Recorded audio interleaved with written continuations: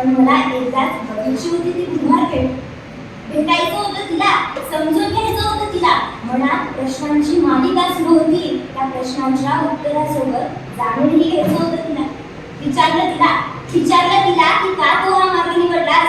त्यावर तिनं उत्तर दिलं, पूर्ण करायचं होतं मला माझ्या मुलांचं शिक्षण.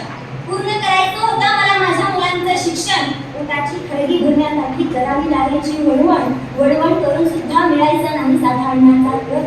पूर्ण करायचं होतं मला माझ्या मुलांचं शिक्षण. पोटाची खळगी भरण्यासाठी करावी लागायची वळवण करून सुद्धा मिळायचं नाही साधारणाचा कल. आणि मग परिस्थिती समोर लाचा बघून पण खरं सांगू का इथं कधीच कुणीच मनापासून येत नाही. माझ्यासारख्या काही जणी परिस्थिती समोर हतबल होऊन इथे येतात. माझ्यासारख्या काही जणी परिस्थिती समोर हतबल होऊन इथे येतात. काही जणींना तस्करी करून आणतात तर काही जणींना उठावण्यासाठी देवाच्या जाळ्यातून फसवतात. माझ्यासारख्या काही जणी परिस्थिती समोर हतबल होऊन इथे येतात. काही जणींना तस्करी करून आणतात तर काही जणींना उठावण्यासाठी प्रेमाच्या जाळ्यातही फसवतात. आणि इथे येऊन देह विकल्याचं दुःख त्यांच्या शृंगारात लपवतात. ती पण एक स्त्री आहे. तिला पण आवडतच ना नटून थटून या समाजात वावरायला. ती पण एक स्त्री आहे. तिला पण आवडतच ना नटून थटून या समाजात वावरायला. पण तिचा व्यवसाय कसा आहे भाग पाडतो तिला अंगावरची कपडी उतरवायला.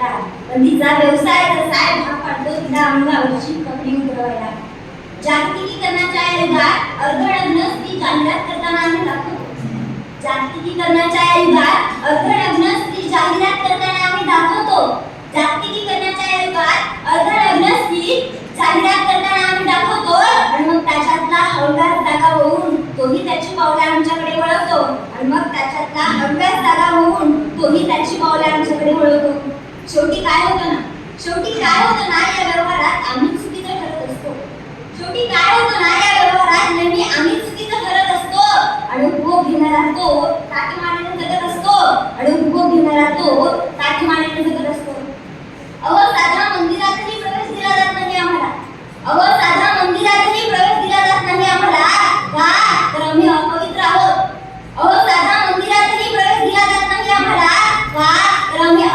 आहोत. मग त्या पुरुषाने आमचा देह विकत घेतला तो अपवित्र नसतो का.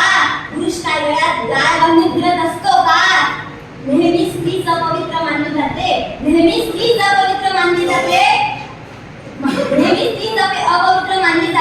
पुरुष काय गळ्यात गाय बांधून फिरत असतो का. आणि माझा उपभोग घेत असताना तो त्याची बायको बहीण आणि माय विसरत असतो का.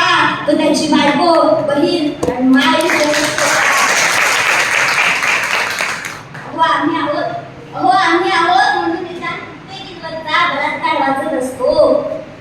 आहोत म्हणून निदान कित्येकींवरचा बलात्कार वाचत असतो.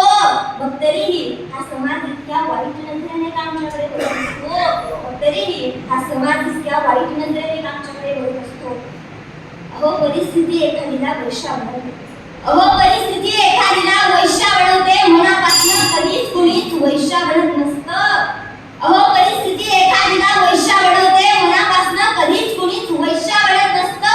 शेवटी एकच सांगायचं होतं, समजून घ्या तिलाही कारण तर निघणारी नाही म्हणत.